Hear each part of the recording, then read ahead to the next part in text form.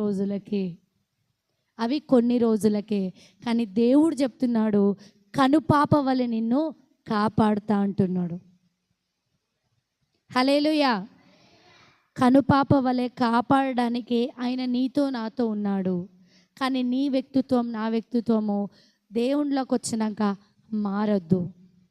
దేవుడు నువ్వు చెడులో ఉన్నప్పుడే దేవుడు నిన్ను మంచికి పిలుచుకున్నాడు.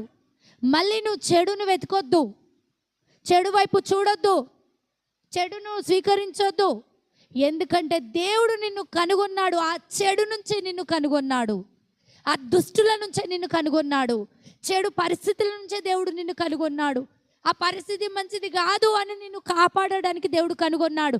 అయినప్పటికీ నేను మళ్ళీ మళ్ళీ మళ్ళీ మళ్ళీ అదే చెడులోకి పోతా అని అనుకుంటే మాత్రం తప్పు.